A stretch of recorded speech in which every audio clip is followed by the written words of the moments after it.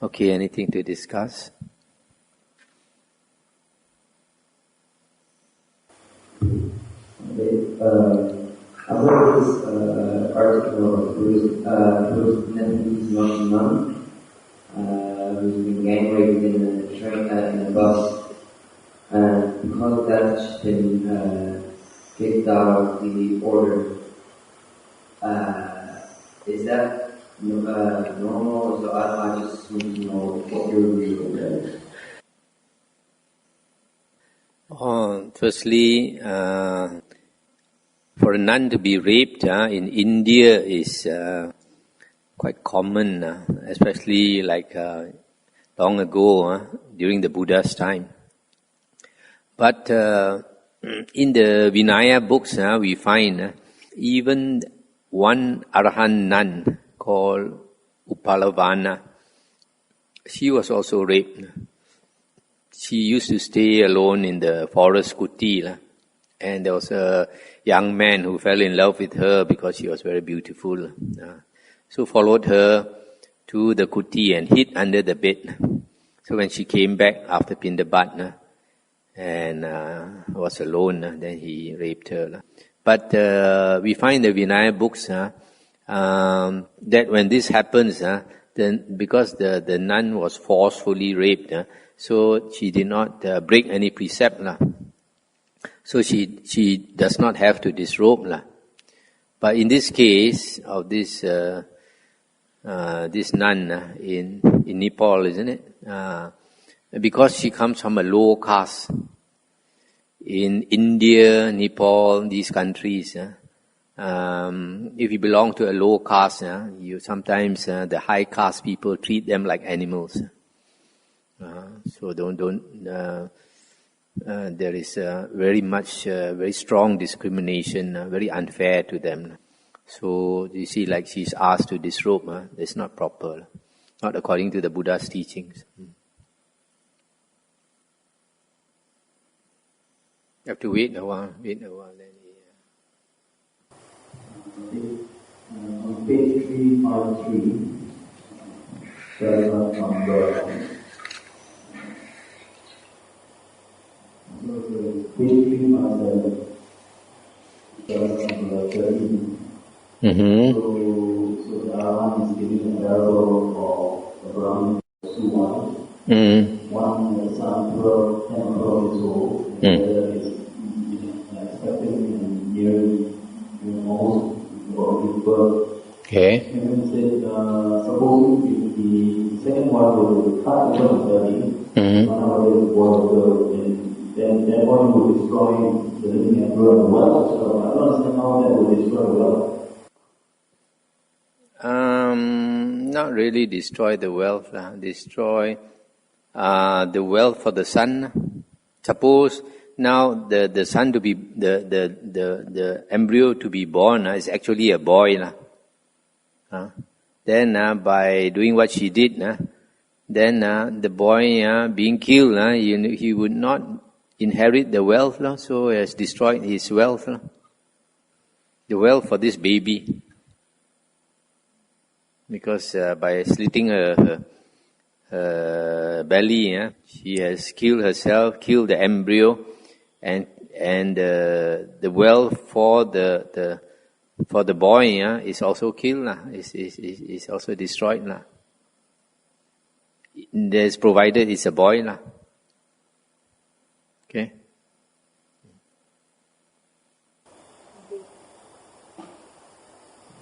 Can we have to correct the classmates and from the formal school? We have to discuss on one of the passages is righteousness. How righteousness is related to dividing seeking light here and there, and because of craving, we tend to be very restless, wanting this, wanting that. For me, so we tend to seek sensual desire, for food, for gold and But when we try to practice more seriously, that's my observation, and I may be wrong, but I find that lay people and Indian monks, they feel very restless. They tend to go from one ashram or one ayom to another, and I don't see them stay put in one place for very long. So is this a form of craving a bit?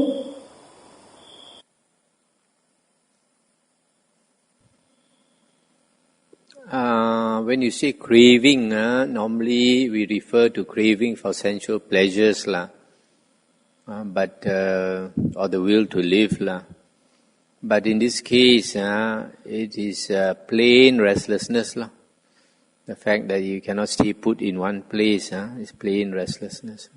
But what about like some of us like to experience, I was thinking of more of craving to eat somewhere or not to eat somewhere.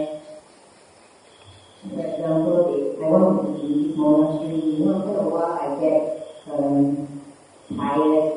I want to go to another monastery, experience new things and getting new experience. Is that would it help in our meditation? Oh, it definitely does not help because a lot of people don't realize that our real teacher is the Buddha. And now that the Buddha is gone, the suttas, our real teacher, that was stated very clearly by the Buddha in the Mahaparinibbana Sutta when the Buddha said, take the Dhamma and the Vinaya as your teacher after I am gone. And the Dhamma refers to the suttas, as stated in Anguttara Nikaya 4.180. And Vinaya is only for monks and nuns. So for lay people, the real teacher is the suttas. So going here and there looking for a teacher is not the right thing to do, because the Buddha also said, be a lamb unto yourself, be a refuge unto yourself with no other refuge. That means no other person. Take the Dhamma as your lamb, take the Dhamma as your refuge with no other refuge. So we should depend on ourselves and on the Buddha's teachings. So all the instructions are in the suttas. If we study the suttas enough, then we should strive on our own. And the problem is, instead of staying in one place and fighting with our defilements as we should do, some people, they run here, run there. That means you are just running away from your defilements. In fact, very often the cause of your running away is actually the defilements. The defilements itself is causing a person to run here and run there. But he doesn't see it. Because I always say we have a lawyer bureau inside here. A lawyer in our mind always giving reasons for our actions. So you can see from the Buddha's disciples that during the Buddha's time, the monks, after they renounce, they have to follow a teacher for 5 years. And actually during these 5 years, they are not... The aim of following the teacher is to study the suttas and the Vinaya, to get a good grounding on the suttas and the Vinaya. Not so much on meditation, although they can meditate, but the foundation should be on suttas and Vinaya. After 5 years, then the Buddha encouraged these monks to go off and live alone. When they live alone, then they strive in meditation. Already with a good background, with a good foundation in the suttas and the Vinaya, then they go and strive. And when they go and strive, then they don't have to study the suttas and the Vinaya anymore, because they should be very familiar with it already. Then they do meditation 24 hours a day. But nowadays, a lot of people are not willing to put the effort to master the Sutta and the Vinayas, and they put the cart before the horse, instead of studying the getting the foundation first. They want to meditate, they want to do other things. There are a lot of other things a new monk has to do. If you have a good monastery, like some of the Thai forest monasteries, they stress a lot on, for example, duties in the monastery, to learn to serve the senior monks, to learn to do all the work that's necessary in the monastery. But nowadays you find a lot of lay people, they go to meditation centers where they do nothing but meditate. Then when they decide to become a monk, they expect once they wear the robe, they do nothing but meditate. They can either they go to the meditation center and stay there. Don't come to a place like a forest monastery. Forest monastery is more of a complete training, just like in the Buddha's time. During the Buddha's time, the monks had to build the kutis. It's not that the monks don't do anything. If they stay together in a monastery, they have to do all the work that is necessary to upkeep the monastery, to keep the monastery running. But if they really are serious and want to practice, then they go alone, go and stay alone. Don't mix with other people. So coming back to this, these monks running here and there, they run here and there. But then if they don't belong to a monastery, later when they are old, then they find they have no monastery to turn to. Monks, when we live together, there is camaraderie, there is a friendship that is built up after many years, so that we develop this friendship over the years, and then we have this inclination to look after each other. But we find, like in Malaysia, some Mahayana monks, they take disciples, but they don't train the disciples don't live with them. And then we can see very clearly some of these old Mahayana monks, when they are very old, none of the disciples look after them, because they have always been independent. And what happens? These old monks are looked after by lay people. The lay people, when the old monk cannot bathe for himself, cannot look after himself, the lay people bathe the old monk. Look after him. But after some time, they also get tired of doing it. They don't want to do it all the time. Then they have to end up like an old folks home like that, or a nursing home. So a lot of people new in the Dhamma, they are not experienced. They don't know all these things. They like to ask something from the advice how to overcome restlessness state. Because you know that they always stay put in a place. The only way, just like the best way, just like some people ask how to overcome anger. The best way to overcome anger and restlessness is to work very hard to calm the mind. If you can develop tranquility, one-pointedness of mind, then the restlessness will go down, the anger also will go down, the lust also will go down, all these hindrances will go down. But it's not easy to able to attain one-pointedness of mind. Just now I forgot to mention, even like this Zen school, which is famous for meditation, in the China, the Chanzhong, the original Zen school before it moved to Japan and became Zen.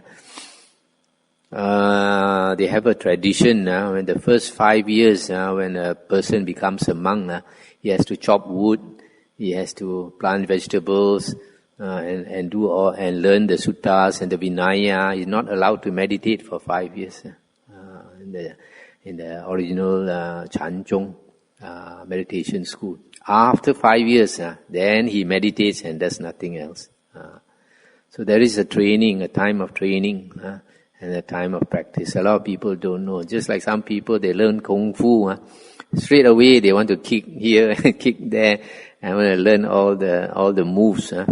But I've met an old man, a layman who came from China, who was trained in the real Shaolin Kung Fu. And he told me for 1 year, when he went to learn Shaolin Kung Fu, he was not asked to do anything except Ma Po, the what do you call it? The horse stance.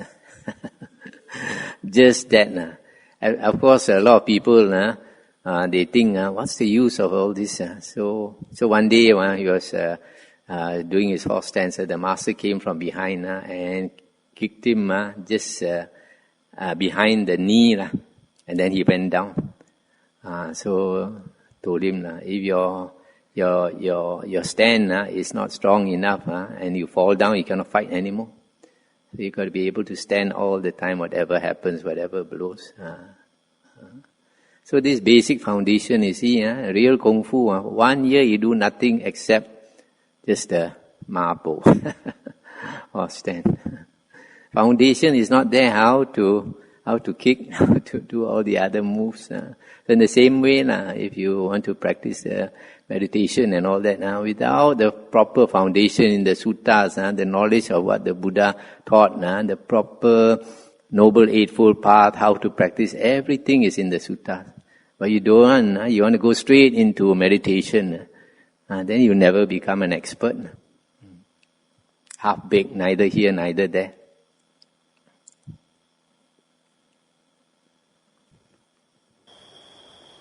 Here, I don't quite understand the parable of the ties on the nuts. Where? Page 364, the two members using nuts. 364. The parable of the two members using nuts as ties.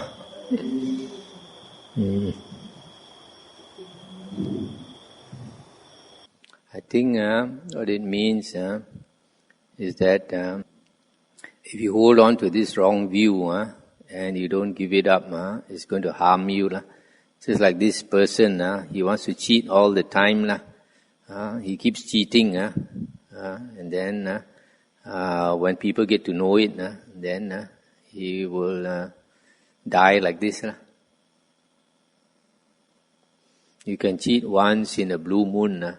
What did Abraham Lincoln say? You can what? You can fool some people some of the time, and you can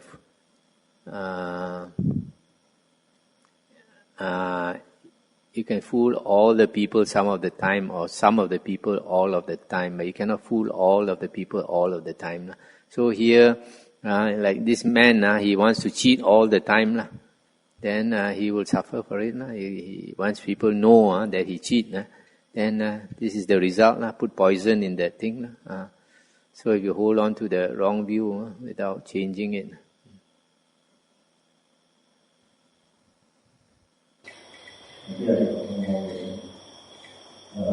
The whole feeling that everything was alright. Until the last part is a twist, that it seems to learn the Eightfold Path in terms of the most basic charitable thing that Dharma should do.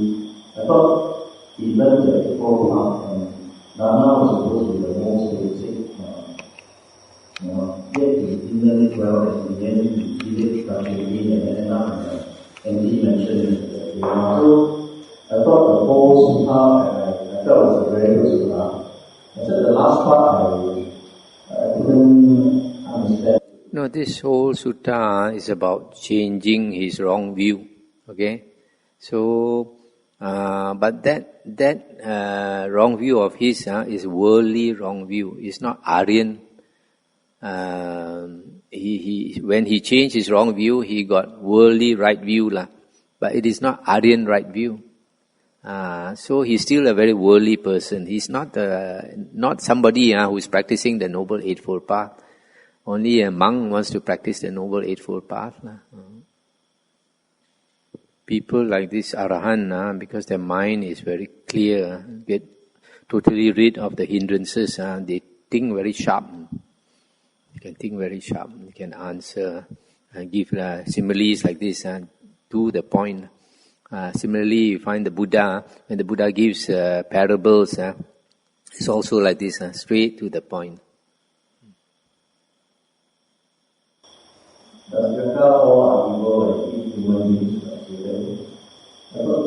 Not all. Is there a job like No. Yakas are like mountain spirits. We have heard of fierce mountain spirits. There are some people, they climb the mountains, and the mountains seldom climb, and sometimes they get into serious problem. Sometimes they go to these kind of places, then they get lost, and then a few days later, people find them dead. There is a sutta called the Attanatiya Sutta. I think we haven't come to it, where the king of the Yakas came to teach the Buddha protection, a chant, and he said that many of these Yakas, they don't like the Buddha and they don't like the Buddha's disciples because their way of finding food is to kill. Just like these nagas, snake spirits, garudas, because they are low spirits. To find their food, they have to kill, to eat. Just like human beings, a lot of human beings, we hunt to get our food, kill. So this Attanatiya Sutta, the Yaka king, taught the Buddha chant to teach to other monks, so that when they go to lonely places and they meet these fierce yakas, if they do this chant, there are the names, you call out the names of many of these yaka chiefs, like tiger generals, warlords. So when these yakas hear, they get scared. Taiko, calling the name of the Taiko.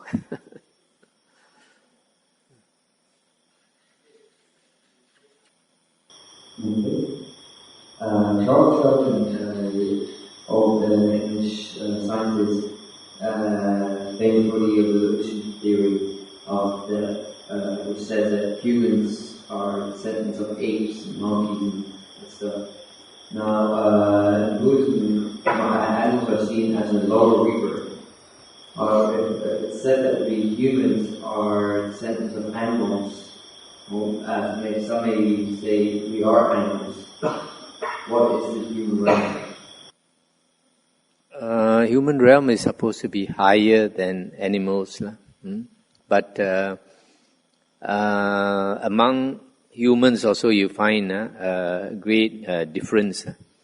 Those in European countries and America you find because their blessings are higher, they have a better life. And those with lower blessings, like in African countries, then they suffer more. Or like today, you went to this mentally retarded children's home. You find these children, their level is like an animal. But generally, humans are supposed to be higher than animals.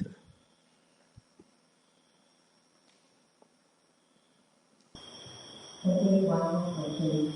Let me ask something on strong and strong. If we have jhanas, we are able to get rid of the hindrances. It's like catch-22 situation that most of us suffer from strong and comfort. Especially on a cold morning, most of us will tend to be very drowsy and doing off. So one day, I was wondering how can we overcome strong and comfort? The only way is a super will. Even you see like Mahamoggallana, when he was practicing, he also had sloth and torpor, and the Buddha had to come to him in the middle of the night to urge him on. And then because of his super will, he managed to strive in 7 days become an arahant. So that's all there's no way, no other way. Have to a lot of effort. Yeah, the Buddha gave a lot of advice to Mohammed regarding the aims, doing the ears. Basically, to keep our body warm and so that we know energy. But what's one thing that I would say, we sit down there and we know that our mind is going to dream state.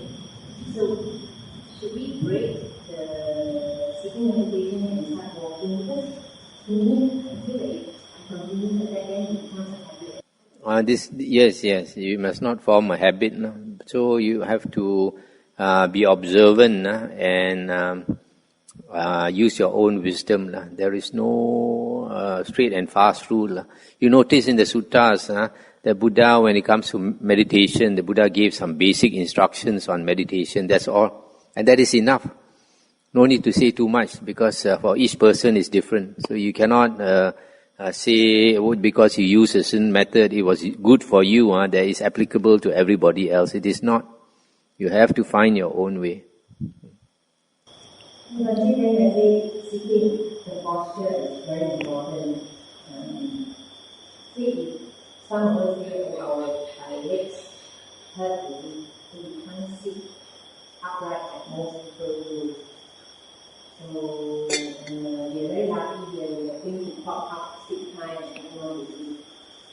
So, but what we come to do is feel that we need to sit in a comfortable position rather than upright, if we are not comfortable.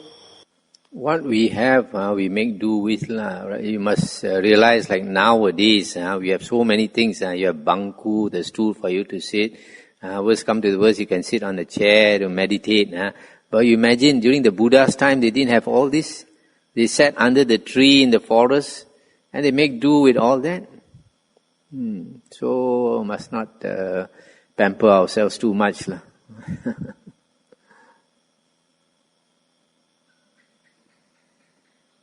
Come, let's end here.